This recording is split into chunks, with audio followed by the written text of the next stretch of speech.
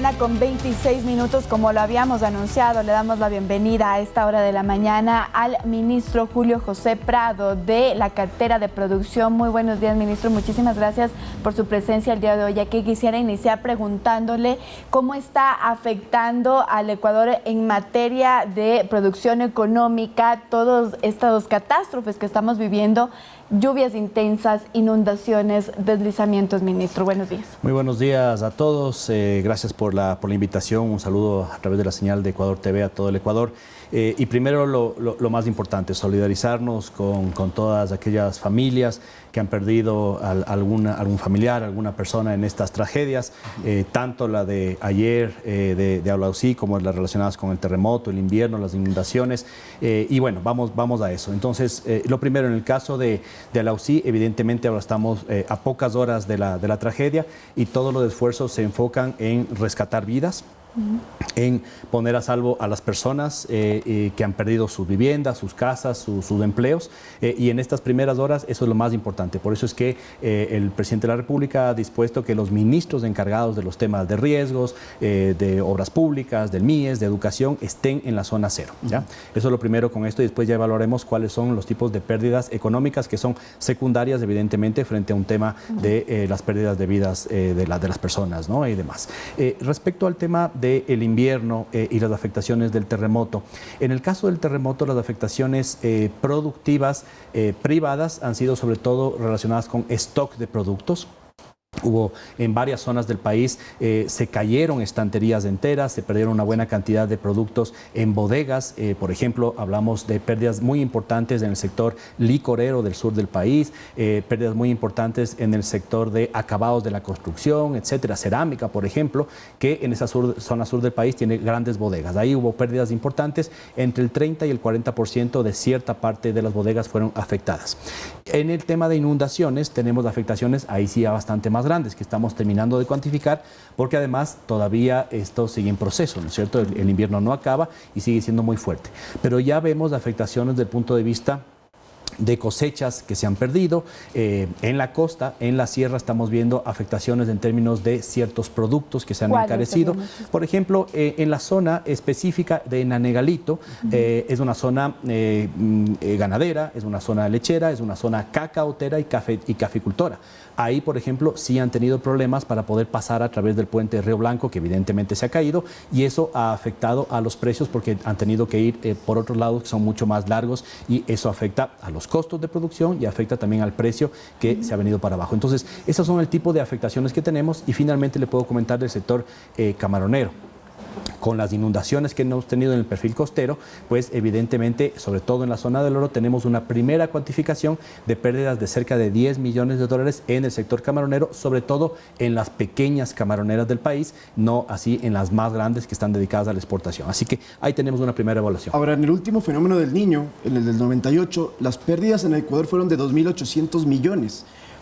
Si es que, y se cree que va a haber un nuevo fenómeno del Niño en el siguiente semestre de este año, ¿se estima cuánto podrían ser las pérdidas, o quizás saber si podría ser más grave o estamos mejor preparados para afrontar un fenómeno natural de ese tipo? A ver, el último fenómeno del Niño evidentemente fue hace tanto tiempo, sí, con una estructura productiva muy diferente a la que teníamos en esa época. Hoy por hoy el sector camaronero ecuatoriano representa en exportaciones más de 7.000 millones de dólares, cuando en esa época evidentemente no representaba ni una sexta parte de este valor, quizás incluso menos. Entonces, si es que se llega a repetir un fenómeno del Niño de esas condiciones del 98, que fue muy fuerte, pues tendríamos evidentemente una afectación muy fuerte para el sector camaronero, bananero, para el sector todo lo que tiene que ver con exportaciones y agroexportación de la costa. Ahora, nosotros hemos seguido este tema a través de la Secretaría de Riesgo, a través de los COEs nacionales, porque estamos activados. Nosotros presidimos la mesa número 6 del COE, que tiene que ver con todo el tema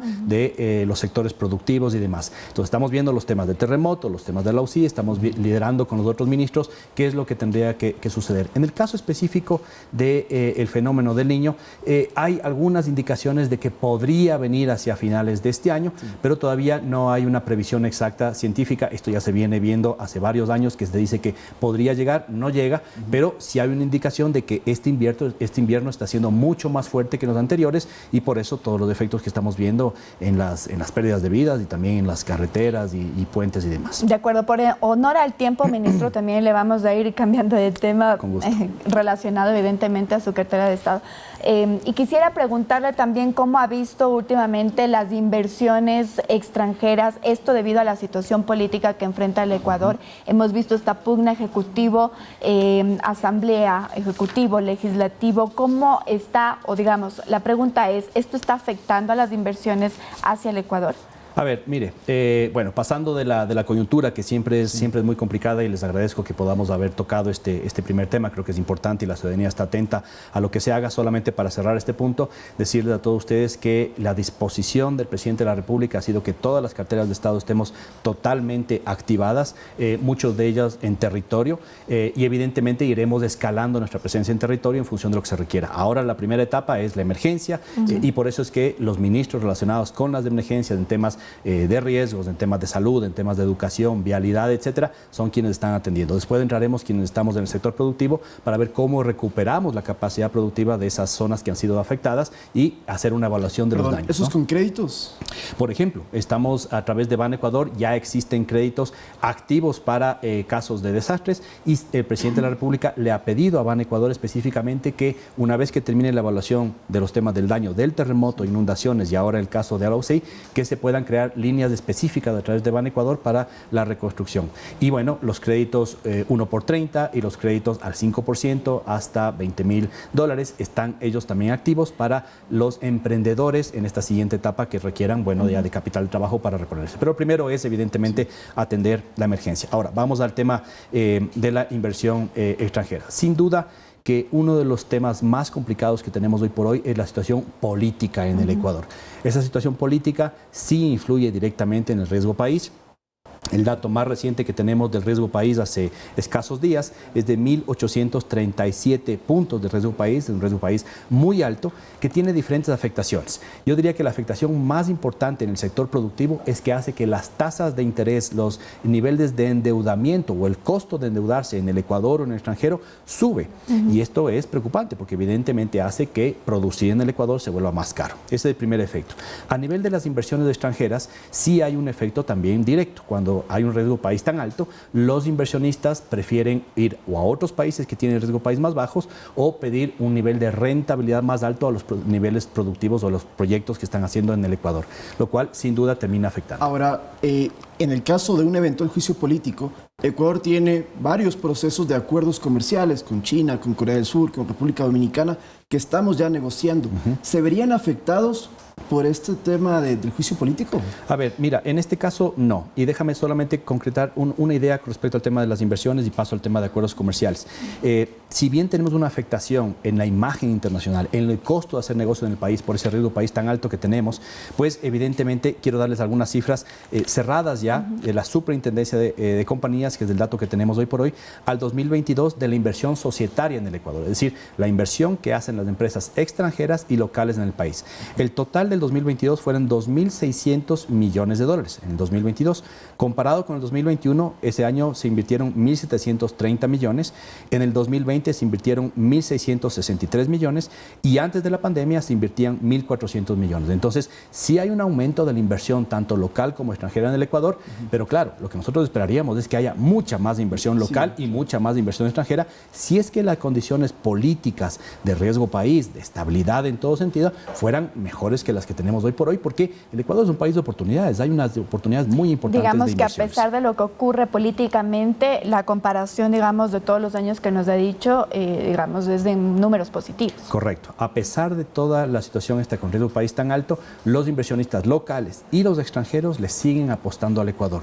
A través de la estrategia que nosotros hemos propuesto, Ecuador Open for Business, hemos tratado de posicionar un portafolio de inversiones públicos y privadas y eso es lo que está dando resultados. ¿Y esto en cifras de empleo cómo se ha sentido, ministro? Bueno, las cifras post pandemia se están recuperando, ¿no es cierto? El presidente de la República ha informado en varios medios que hay una recuperación de más de 500,000 puestos de trabajo. No es suficiente, tenemos que seguir haciendo más y ahí está el reto. La única forma de hacer que podamos recuperar niveles no solo de desempleo, que baje el desempleo, sino de informalidad informalidad, recordemos, 7 de cada 10 ecuatorianos están en la informalidad, es a través de inversión privada. Esa es la única forma en la cual podemos avanzar y entonces hay que avanzar sobre esto. Sobre la respuesta la pregunta que me hacías de acuerdos comerciales, los acuerdos comerciales ventajosamente no se ven afectados por la situación política o por el riesgo país. Seguimos avanzando y estamos avanzando a una velocidad muy acelerada, muy importante y con unas buenas negociaciones que ya les puedo comentar el detalle después. Una cosita que me quedó pendiente. ¿Cómo bajamos entonces el riesgo país? Está bastante alto. ¿Qué tiene que hacer el país, el Ecuador, mejor dicho, para reducir este índice? A ver, aquí hay un poco de todo, ¿no es cierto? A cada uno de los actores, tanto en el gobierno como en el Estado, la Asamblea, le compete algo, ¿no es cierto? Incluso al sector empresarial y gremial. En el lado de lo que le compete al gobierno, lo primero que tenemos que hacer nosotros es mantener la estabilidad económica, la estabilidad macroeconómica, los buenos indicadores, tener evidentemente una economía estable con un nivel de inflación baja, etcétera, ayuda a bajar el riesgo país. Ahora, uno dice, bueno, si es que eso está bien, ¿no es cierto? Porque en lo macro evidentemente hay buenos indicadores, hay una recuperación de ventas, está creciendo la economía por el nivel superior que el promedio de América Latina. ¿Cómo hacemos que el resto funcione? Y ahí es donde tenemos que llamar a la clase política. Hay sin duda esta enfrentación, el juicio político al presidente de la República que se ha iniciado en la Asamblea y también evidentemente el proceso que está siguiendo en la Corte Constitucional nos da una imagen internacional de inestabilidad política. Y eso es lo que está afectando a ese riesgo país tan alto que le termina a su vez afectando a las empresas del Ecuador que tienen que pagar tasas de interés más altas por un endeudamiento. Entonces, aquí tenemos que trabajar todos para entender que cuando hay un riesgo país tan alto, no vienen inversiones, no se crea empleo y evidentemente no podemos desarrollarnos como país como quisiéramos, que es lo que todos piden en el Ecuador, ¿no? Ministro, en ese momento entendemos que usted está saliendo para la provincia de Chimborazo. ¿Cuál es la agenda que tienen programada para el día de hoy? El día de hoy tenemos una reunión en La Tacunga, ¿no es cierto? En la provincia de Cotopaxi, en realidad. Ahí se está reuniendo todo el gabinete del presidente Lasso. El presidente estará yendo a La Tacunga dentro de pocas horas para poder presentar el borrador de la ley de aguas que la ha venido trabajando el Ministerio de Ambiente, ¿no es cierto? En su ministerio, digamos, ¿qué parte le compete de este proyecto de ley que se va a entregar? En este proyecto de ley es primero un borrador que se va a poner a discusión de la ciudadanía y los gremios productivos. Dentro de este proyecto de ley hay varios temas del tratamiento de las aguas residuales en varias industrias del Ecuador. Por ejemplo, un tema específico que cae también sobre mi cartera es cómo se va a hacer el tratamiento de las aguas que se que se utilizan en el sector camaronero, ¿ya? Entonces, ahí hay varios temas que estaremos discutiendo. Y para que toda la ciudadanía lo conozca, este ha sido un proceso que ha sido socializado con varias comunidades campesinas, indígenas en todo el país por el Ministerio de Ambiente y Agua y Transición Ecológica, pero con los sectores productivos nos sentaremos también para poder revisar con las industrias, empresas y demás, cuáles son las posibles afectaciones y evidentemente tomar en cuenta esto para Entonces, avanzar. Hoy se va a Cotopaxi y Chimborazo y la próxima semana, entiendo, se va a Corea para avanzar con el proceso del TLC con ellos. Entonces, en el caso mío específico, el día de hoy estaré en La Tacunga. Tendremos disposiciones también del presidente de la República en una pequeña reunión que haremos ahí con los ministros, liderada por el presidente de la República, sobre qué tenemos que hacer con respecto a la tragedia de Alausí, y el presidente nos dictaminará o liderará quién tiene que ir a qué parte del país en función de esto. En mi agenda específica, en el lado comercial, la próxima semana, en realidad este día viernes, ya está viajando el equipo negociador a Corea para lo que esperamos que sea la última ronda de negociación del acuerdo comercial. Es un acuerdo comercial histórico. ¿Por qué? Porque venía parado durante 6 años. Ahora hemos avanzado rápidamente y esto nos permite tener ya confianza de que esta será la última ronda de negociación de un acuerdo comercial que es muy importante en Corea, solo para que todos lo sepan. ¿Por qué es tan importante?